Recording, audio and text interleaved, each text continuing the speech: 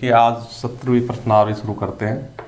ये पूरे मैथ की सबसे आसान प्रश्नावली मानी जाती है और इसको सभी बच्चे ज़रूर तैयार करेंगे, ज़रूर देखें इसको। एक विद्यालय में कार्यरत प्रधानाध्यापक समेत 5 कर्मचारियों का वेतन क्रम से ही दिया हुआ है 8,000, 5,000, 4,000, 2,500 और 1,500 रुपये। विद्यालय में कार्यरत कर्मचारियों का औसत मासिक वेतन ज्ञात कीजिए। ये औसत और माध्य एक ही शब्द है, तो हमारी प्रश्नावली में ज़्यादातर माध्य शब्द मिलेगा। समांतर माध्य को हम माध्य ही कह देते हैं, पूरा नाम है इसका समांतर माध्य, और समांतर माध्य को ही औसत कहते हैं। समांतर माध्य या औसत क्या होता है? जब इस तरह का सवाल हो तो हम इन सभी को जोड़ करके और इनको गिन करके, गिनने की जरूरत नहीं, लिखा हुआ 5 है, ये भाग दे देते हैं तो वो माध्य आ जाता है। तो हम क्या लिखेंगे? हम लिखेंगे सॉल्यूशन में कुल वेतन, और सारा वेतन हम जोड़ देंगे सभी का।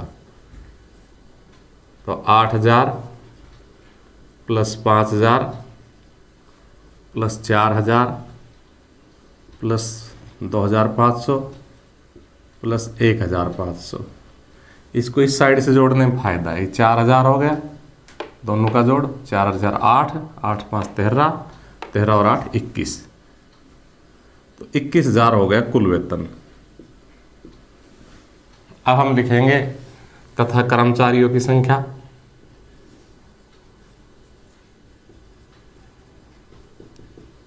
दिया हुआ है उसमें 5। इसमें जोड़ एक बार दोबारा चेक कर लेना चाहिए। 8 और 5 13, 13 और 4 17, 17 और 2 19, 19 और 2 21। तो अब हम लिखेंगे, इसलिए सवाल की लैंग्वेज लिख देते हैं, कर्मचारियों का औसत मासिक वेतन। कर्मचारियों का औसत मासिक वेतन, और इसका फॉर्मूला होता है राशियों का योग बटा राशियों की संख्या, प्रेक्षणों का योग बटा प्रेक्षणों की संख्या। कुछ भी लिख सकते हैं। इनको राशियां भी बोल देते हैं, इनको प्रेक्षण भी बोल देते हैं, इनको आंकड़े भी बोल देते हैं। ऐसे भी लिख सकते हैं, आंकड़ों का योग बटा आंकड़ों की संख्या। और अगर हम थोड़ा सा गणितीय सूत्र के रूप में लिखना चाहें तो सिग्मा x बटा n, यानी कि इनको अगर x से लिखे तो ये सारे सिग्मा का मतलब इनका जोड़ और बटा n का मतलब इनकी संख्या। तो हमारा जोड़ तो कितना है?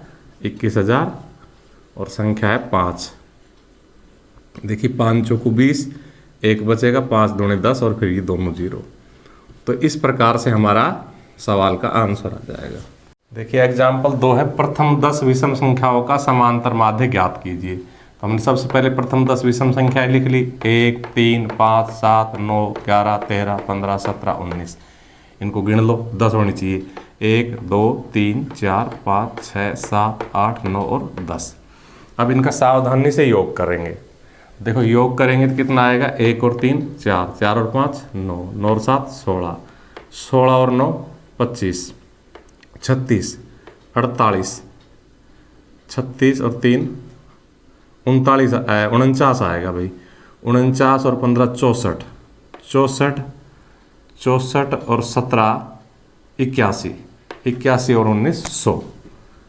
बस इसमें कैलकुलेशन ही ध्यान से करनी है। जहाँ जोड़ करना पड़े वहाँ वो ध्यान से करना है, काउंटिंग करनी पड़े वो ध्यान से गिननी है। ये गिनती में 10 है ही, क्योंकि उसने लिखा है शुरू में, हमने गिन के लिखी है 10 ही। अब हमारा उसने कहा समांतर माध्य ज्ञात कीजिए। तो समांतर माध्य को हम x बार से भी लिख लेते हैं, और इसका फॉर्मूला होता है सिग्मा x बटा n।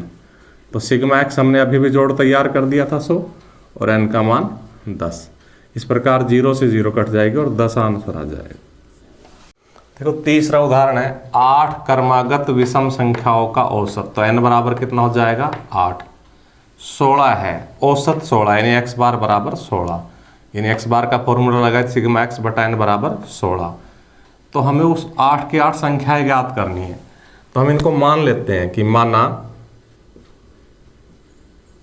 8 क्रमागत संख्याएं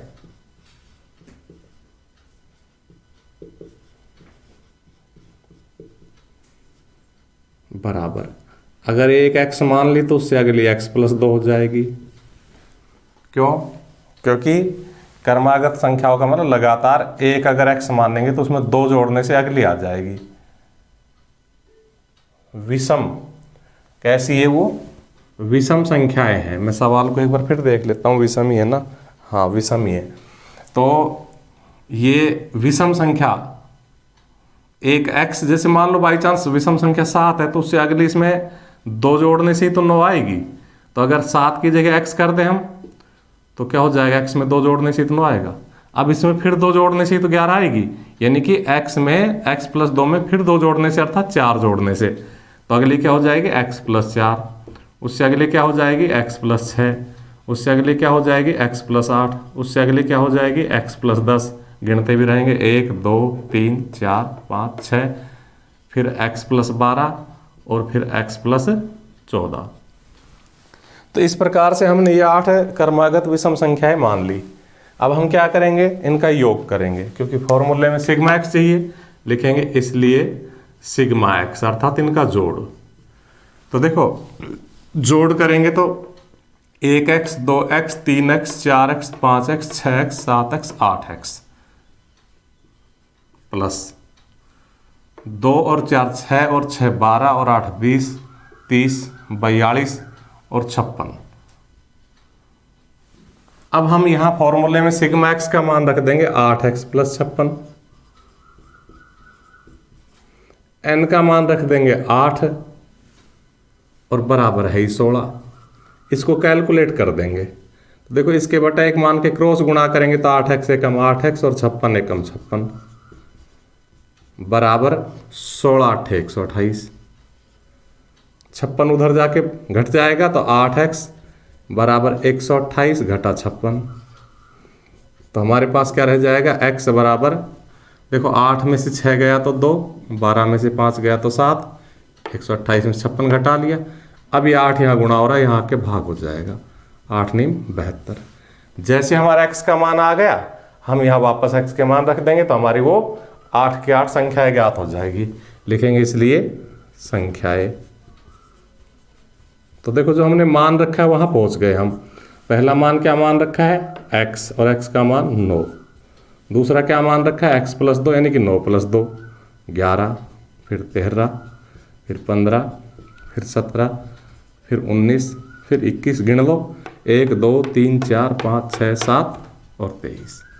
तो इस प्रकार से हमारा आंसर आ जाएगा।